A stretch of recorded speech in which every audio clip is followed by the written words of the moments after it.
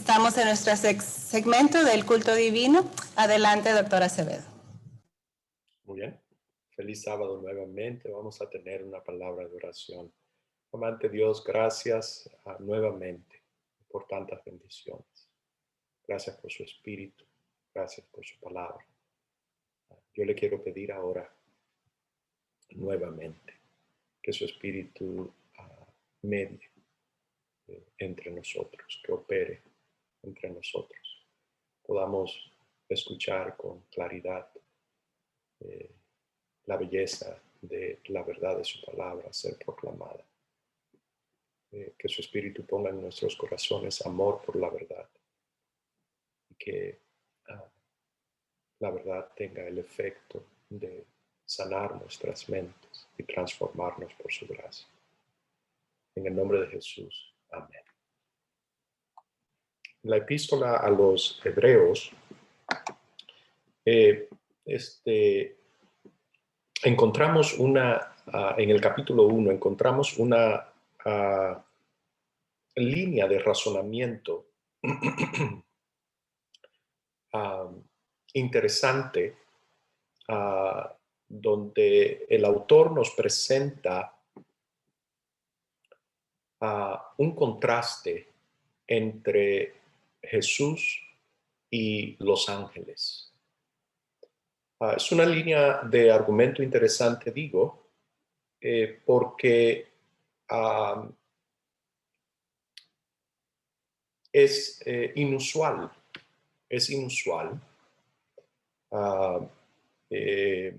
que traiga a los ángeles a colación en este argumento, en su presentación.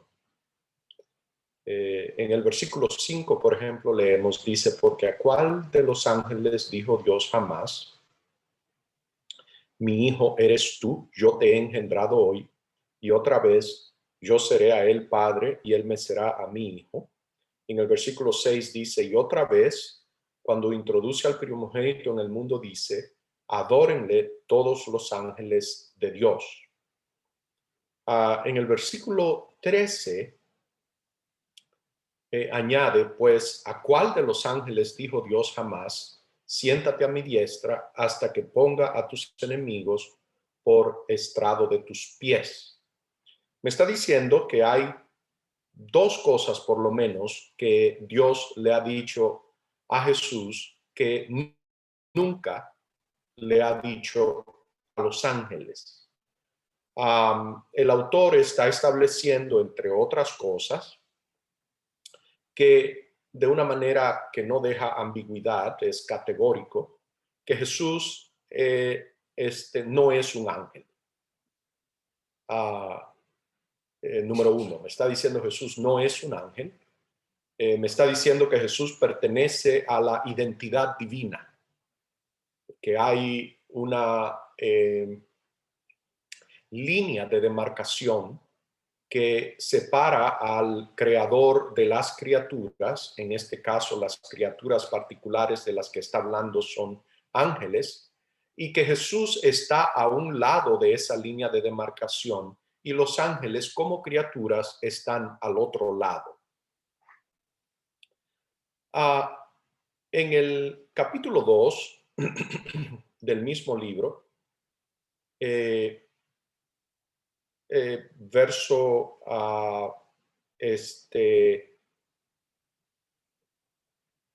7 y 9, me dice, le hiciste un poco menor que los ángeles, le coronaste de gloria y de honra, y le pusiste sobre las obras de tus manos, hablando de los hombres ahora. En el versículo 9 me dice, pero vemos a aquel que fue hecho un poco menor que los ángeles, a Jesús, coronado de gloria y de honra, a causa del padecimiento de la muerte, para que por la gracia de Dios gustase la muerte por todos. Encontramos aquí entonces que ahora añade al hombre, a otra criatura, en su línea de pensamiento en su argumento. Y me dice que los hombres, con respecto a los ángeles, ocupan un lugar un poco menor. Interesantemente me dice que Jesús, al asumir la identidad de hombre, también fue por un tiempo, por un poco, fue hecho un poco menor que los ángeles. Así que encontramos a Jesús entonces en esta otra línea de demarcación, la que separa ahora a los ángeles de los hombres. Jesús ahora queda de este lado, de la línea de los hombres. Así que en un corto tiempo el autor coloca a Jesús a ambos lados de esa línea ontológica de los ángeles. Lo vemos que en su identidad divina, basado en su identidad divina, es indudablemente superior a los ángeles, y en su identidad humana lo encontramos hecho menor que los ángeles. ¿Por qué el autor, mi tema es responder esta pregunta que voy a hacer ahora? ¿Por qué el autor de Hebreos le presta atención a los ángeles en general, podríamos decir? ¿Por qué entrar a tanto detalle minucioso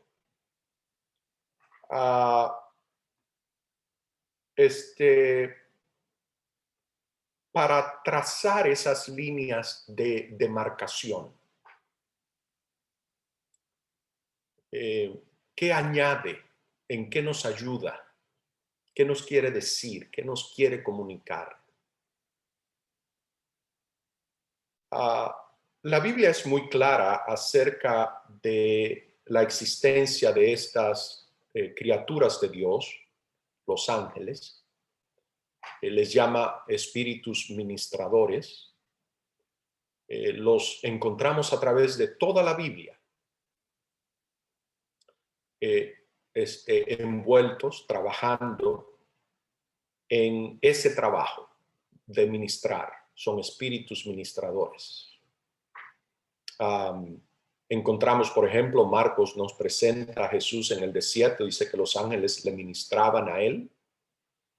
Encontramos al ángel Gabriel que viene y habla con Zacarías para comunicarle, hablarle acerca de el nacimiento de Juan el Bautista. Encontramos un ángel que viene y le habla a José cuando José estaba considerando, cuando se enteró del embarazo de María y estaba considerando dejarla. El ángel vino, habló con él a advertirle, a pedirle que no lo hiciera. Encontramos un ángel, el mismo ángel que le había hablado a Zacarías, Gabriel, viene y habla con María cuando le anuncia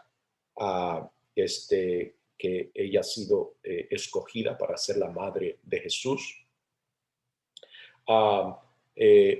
Encontramos al mismo ángel Gabriel hablando con Daniel en el Antiguo Testamento, ayudándole a entender el significado de las visiones que ve. Y podemos seguir. El ministerio de los ángeles a través de toda la Biblia es un inventario largo. Cuando llegamos al libro de Apocalipsis encontramos la mención más profusa y la actividad angélica más activa, concentrada en un solo libro.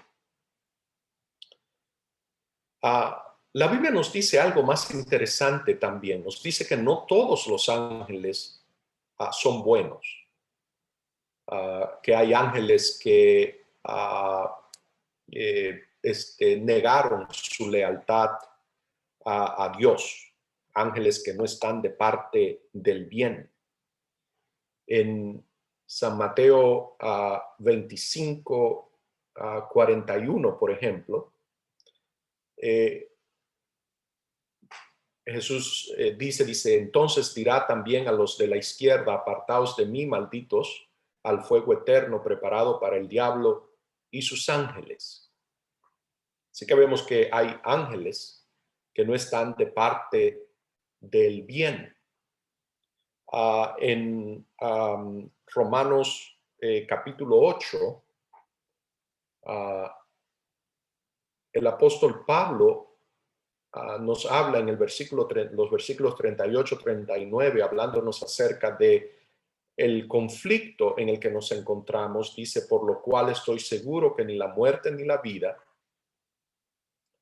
ni ángeles, ni principados, ni potestades, ni lo presente, ni lo porvenir, ni lo alto, ni lo profundo, ni ninguna otra cosa creada nos podrá separar del amor de Dios que es en Cristo Jesús, Señor nuestro. Así que aquí encontramos ángeles, principados y potestades que están envueltos en el conflicto cósmico, oponiéndose a la operación y a la acción de Dios. En 1 Corintios 6:3 aparece una declaración, una pregunta del apóstol Pablo. Él dice, ¿o no sabéis que hemos de juzgar a los ángeles? Se está refiriendo a estos ángeles desleales, a estos ángeles que no están de parte de Dios y de parte del bien. Pero tal vez el lenguaje más dramático en este aspecto que aparece en toda la Biblia lo encontramos en Apocalipsis 12, versos 7 al 9. Dice, después hubo una gran batalla en el cielo. Miguel y sus ángeles luchaban contra el dragón y luchaban el dragón y sus ángeles. Es un lenguaje que no tiene ambigüedad. Me está dejando saber de una manera explícita y clara que hay una guerra, un conflicto, y que este conflicto envuelve ángeles, algunos de los cuales están luchando de parte del bien con Miguel, y otros que se aliaron al dragón y se oponen a Miguel y los ángeles leales. Una de las conclusiones que podemos sacar de esto es que vemos que el mal y la maldad es un problema que envuelve más que la esfera humana. Estamos profundamente tocados por el mal, pero el mal no es un problema de la tierra, ni es un problema humano. Es un problema cósmico que envuelve criaturas no humanas también.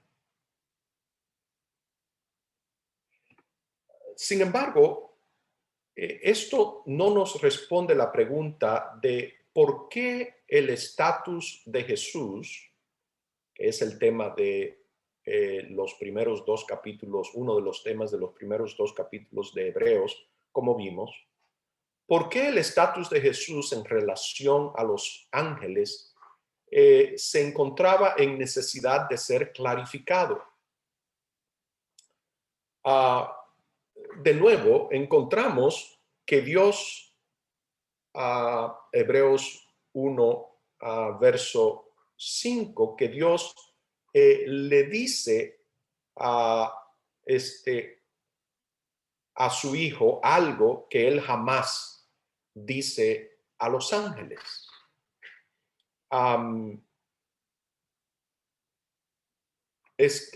¿Por qué tanto esfuerzo en marcar esa línea marcar esa línea de demarcación entre ellos?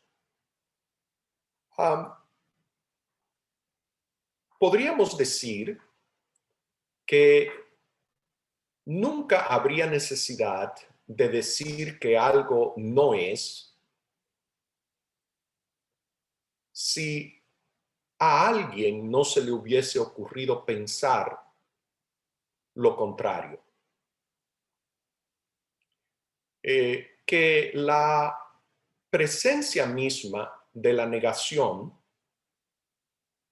sugiere que la idea contraria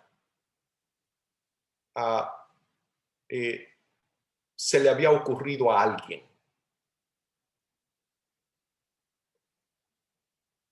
Cuando encontramos la negación de que Dios jamás dijo esto, X cosa, a un ángel, sugiere que alguien se le había ocurrido, había dicho, había pensado, había propuesto, tal vez había expresado la opinión contraria, lo cual amerita ese pronunciamiento, negando tal aseveración previa.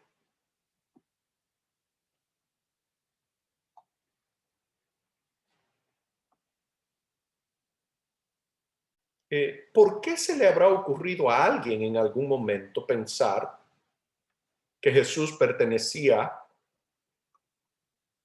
a la misma categoría de ser, a la misma clase ontológica de los ángeles?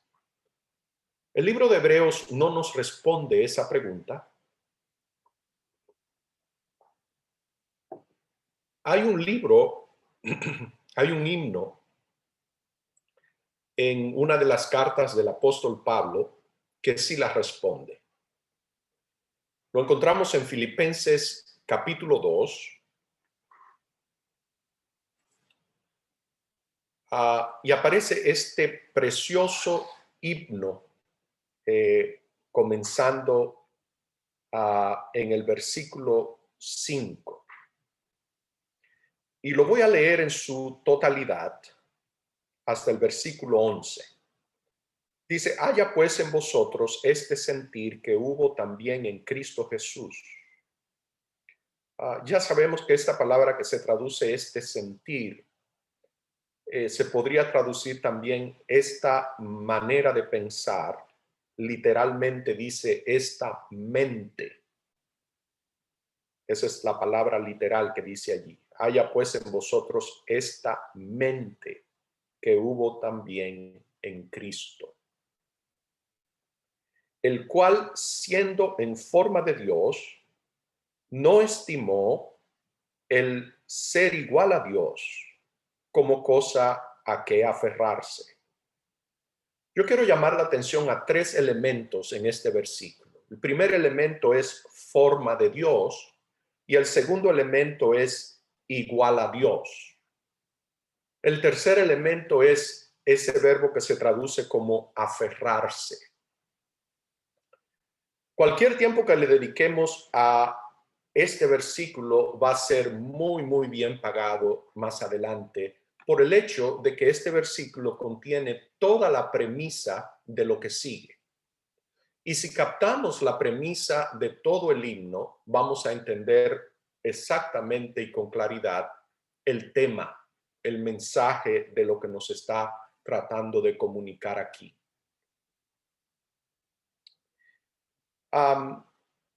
Esta palabra que se traduce como aferrarse en la Reina Valera del 60 es una palabra que, por ejemplo, en la King James se traduce como robo. La cosa que Jesús no consideró hacer, la cosa que Jesús decidió no hacer, ese verbo aferrarse,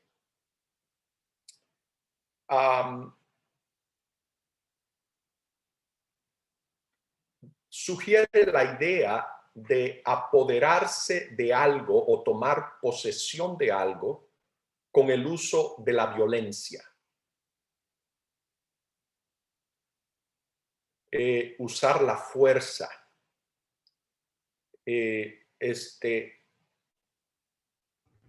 Usar el verbo agarrar, garra. Usar garras para tomar con la fuerza, tomar posesión de algo por la fuerza.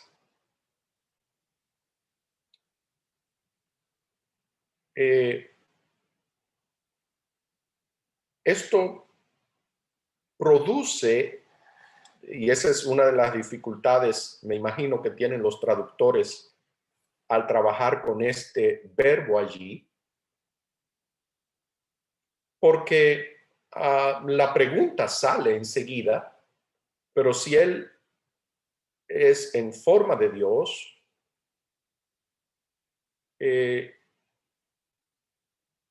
¿cómo es que va a tomar por la fuerza el ser igual a Dios?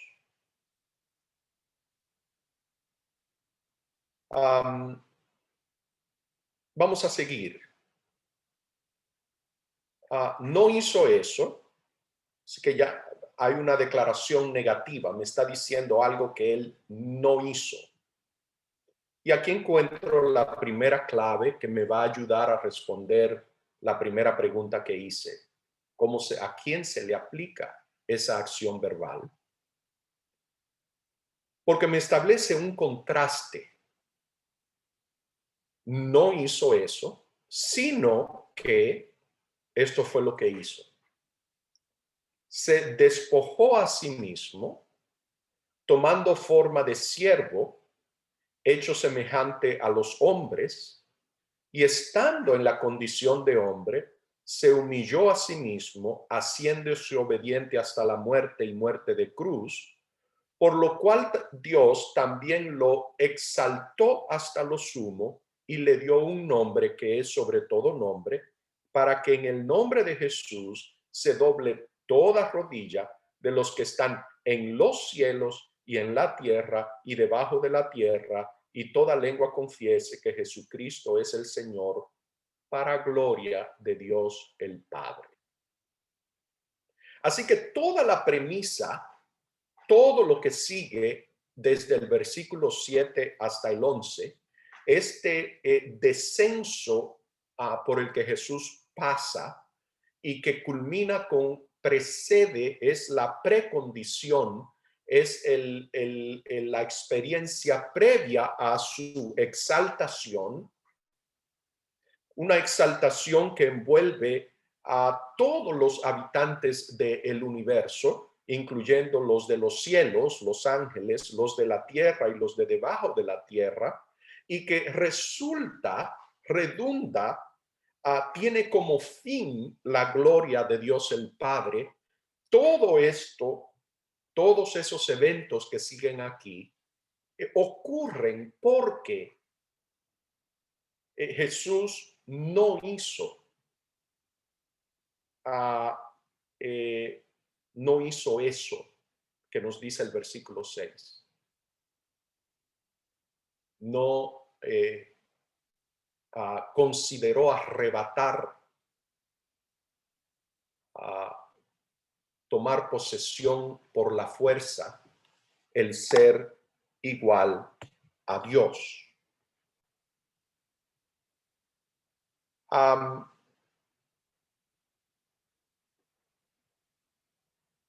Hay tres maneras que podríamos mirar este versículo 6. Una de ellas es que Jesús se ve confrontado con dos opciones. ¿tomo por la fuerza o no tomo por la fuerza? Y decidió no tomar por la fuerza. Esa idea no hace mucho sentido por varias razones. La segunda manera que podríamos verlo es que Jesús tiene las dos opciones. Y el texto me está dando la razón por la cual él no tomó la acción que me dice que no tomó, que fue a aferrarse, tomar por violencia, imponer por la fuerza su identidad divina, que es de él. No la afirmó por la fuerza.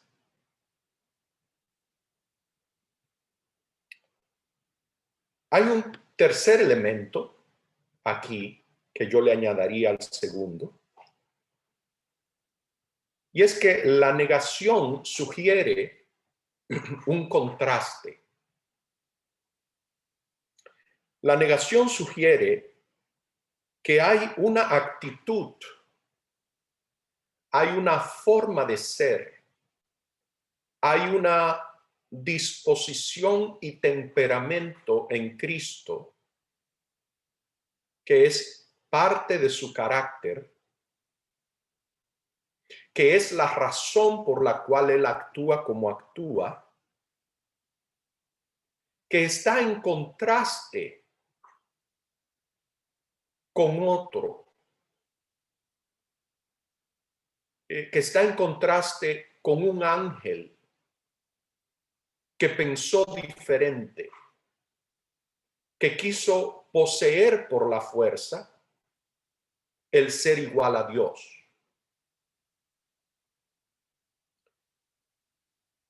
La Biblia nos habla con claridad acerca de tal personaje. Lo hemos leído en Isaías capítulo 14, versos 13 y 14, hablándonos de Lucifer, Helel ben Shahar, el hijo lucero, hijo de la mañana. Dice: tú que decías en tu corazón, subiré al cielo, en lo alto, junto a las estrellas de Dios, levantaré mi trono, y en el monte del testimonio me sentaré a los lados del norte.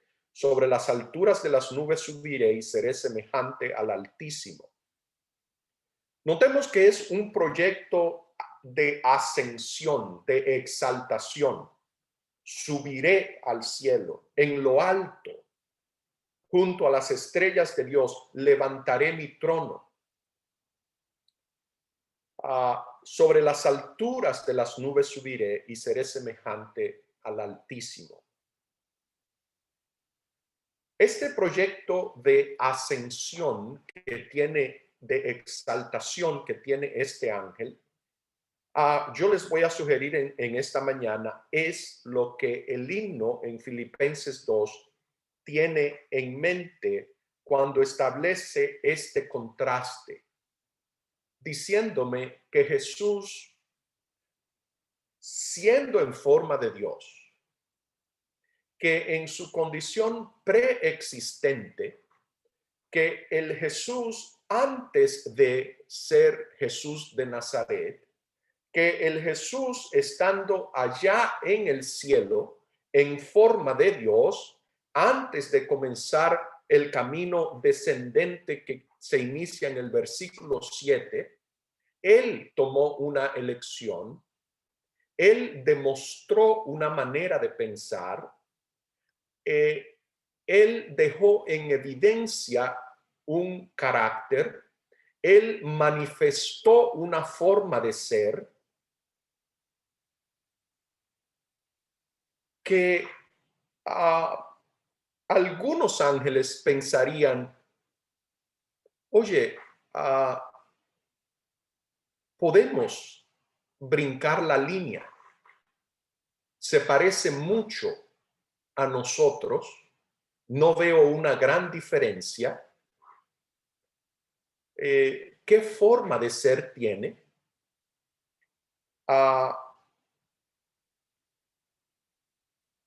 Tal vez se le ocurre a este ángel exaltado decir, puedo llegar a ser parte de la identidad divina si si así es el de la identidad divina, así yo puedo ser.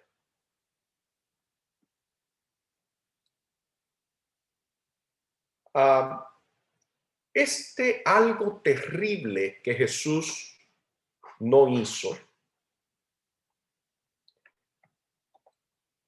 que se aprecia en su plenitud por contraste con el que sí lo quiso hacer, el ángel que sí lo hizo,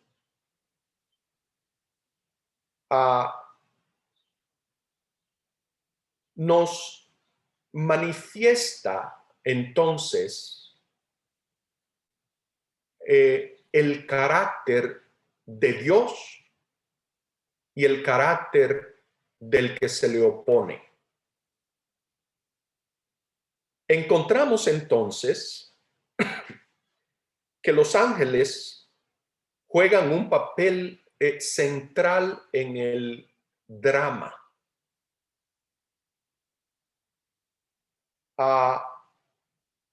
Que en esta condición, en esta forma de Dios,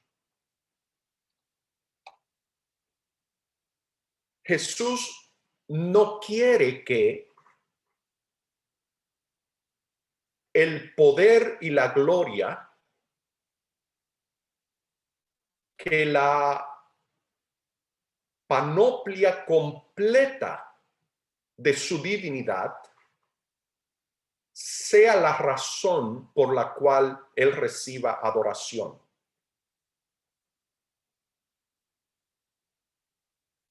Que su identidad de Dios, sin la cual nadie debe ser adorado,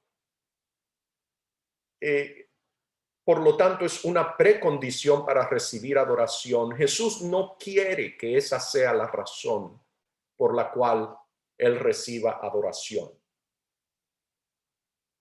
Sí, solo Dios recibe adoración, él es Dios, él siendo en forma de Dios, es igual a Dios, es Dios. Pero él no quiere adoración solo por el hecho de que él es Dios.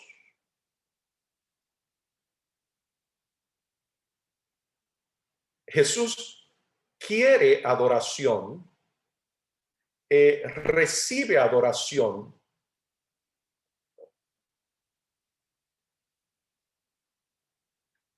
por su manera de pensar, por su forma de ser, por su carácter,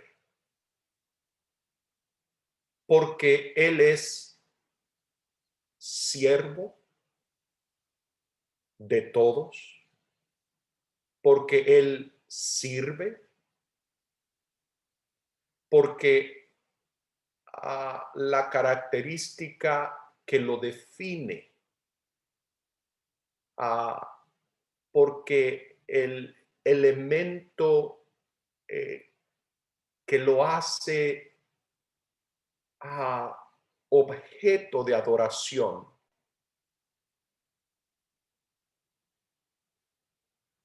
es que su mente funciona de tal forma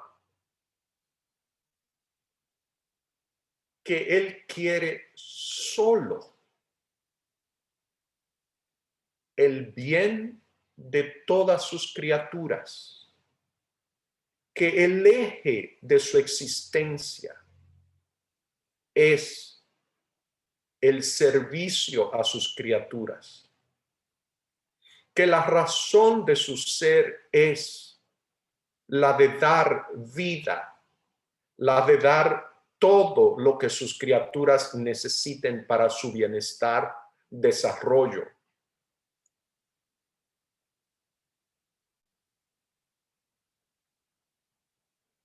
Para que alcancen el máximo potencial de su razón de ser.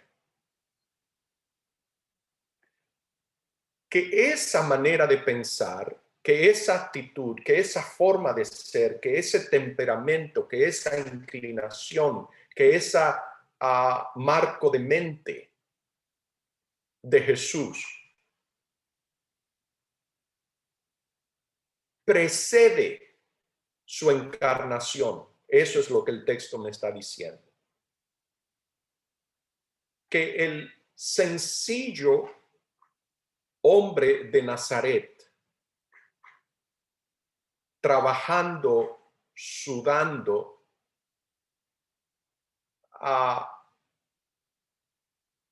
con las manos encalladas, caminando polvoriento, sufriendo sed, calor,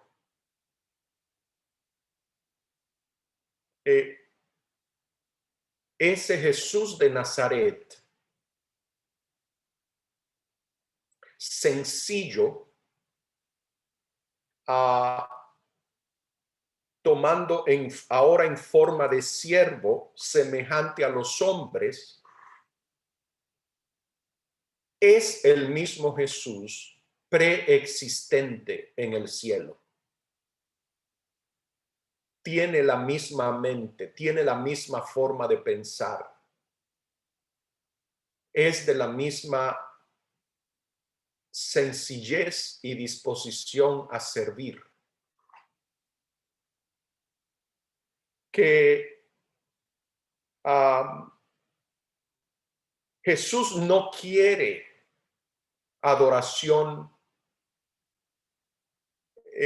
solo porque Él es todopoderoso, solo porque Él es el creador. Jesús no quiere que su tarjeta de presentación tenga todos estos grandes títulos de su divinidad. Jesús quiere que su tarjeta de presentación sea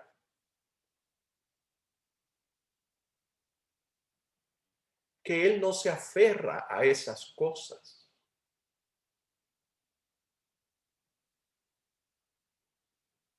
Jesús quiere que su tarjeta de presentación sea para sus criaturas, ángeles y hombres. Que Él es el Dios que se despoja a sí mismo y que toma la forma de siervo y que se hace semejante a sus criaturas. Que hubo confusión tal vez en la mente de algunos ángeles, ¿es ángel o no es ángel? Que alguien pensó, opinó y dijo, parece ángel, es ángel, que Jesús toma la identidad de ángel como Miguel y que Él no considera que Él es degradado por eso.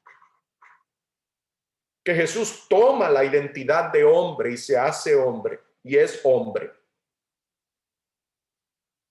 Y Él entiende que Él no ha sido degradado por eso.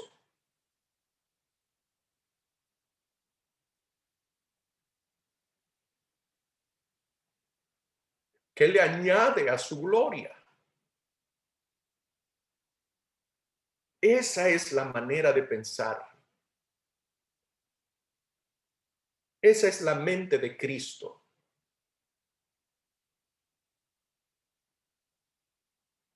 Que si no se avergüenza, como leímos en el versículo, en la lectura bíblica hoy, de llamarnos hermanos, tampoco se avergonzó que lo llamaran ángel.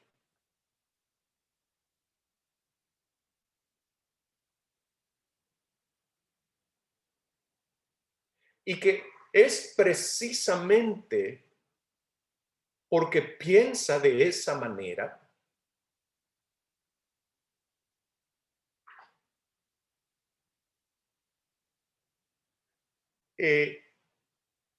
lo que es causa de su exaltación, lo que lleva que toda rodilla se doble delante de él.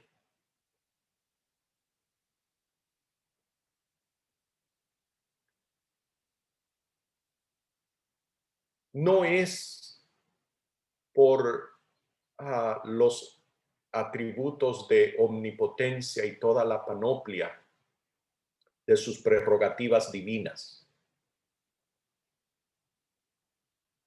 Es porque piensa de esta manera, por su disposición, por su carácter, por su temperamento, por su forma de ser, por su mente. ¿Y cuál es el producto final? Toda lengua confiesa que Jesucristo es el Señor, para gloria de Dios el Padre. Cuando Apocalipsis 12 me dice que Miguel triunfó en la batalla, que el dragón y sus ángeles no prevalecieron. Interesantemente, vamos al pasaje, Apocalipsis 12, 7 en adelante, luchaban el dragón y sus ángeles contra Miguel, pero no prevalecieron, ni se halló ya lugar para ellos en el cielo. Y fue lanzado fuera el gran dragón, la serpiente antigua que se llama Diablo y Satanás, el cual engaña al mundo entero. Fue arrojado a la tierra y sus ángeles fueron arrojados con él. Así que encontramos que hay un gran triunfo para Miguel, que es Cristo en forma de ángel.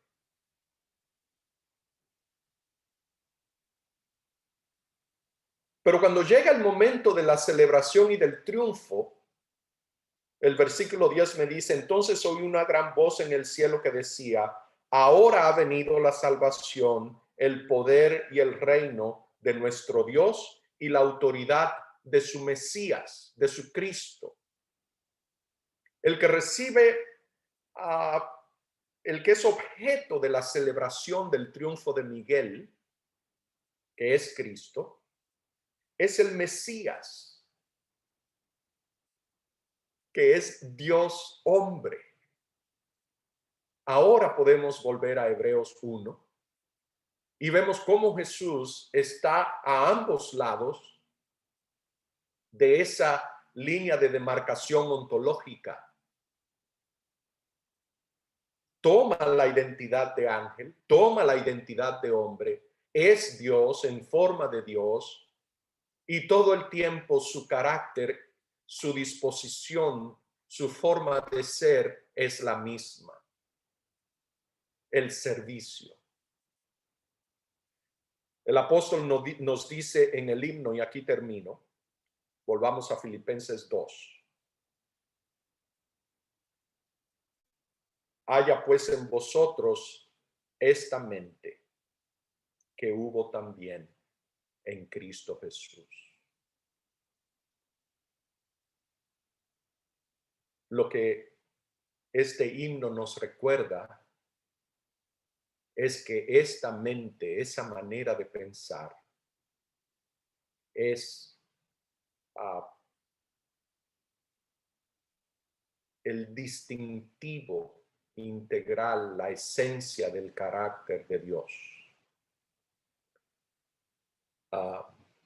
Y que ha sido así desde la eternidad, para toda la eternidad. Amante Dios y Padre, gracias, porque ha manifestado, ha hecho evidente cómo piensa, su conducta, su manera de actuar.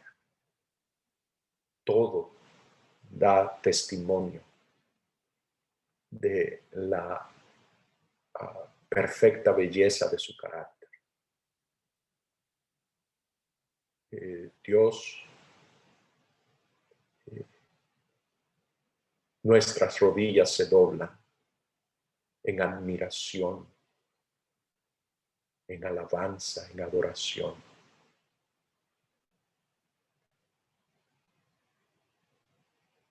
Señor, cuánto anhela nuestro corazón tener esa mente. Oh Dios,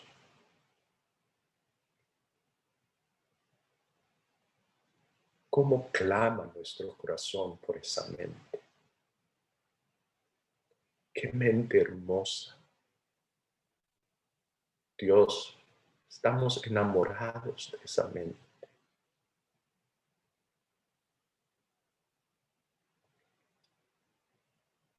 Gracias, Dios, porque la ha puesto a nuestro alcance.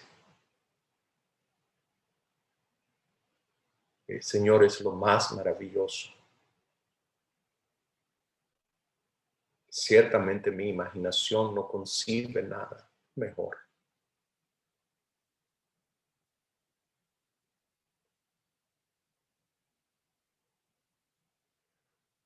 Denos, Dios,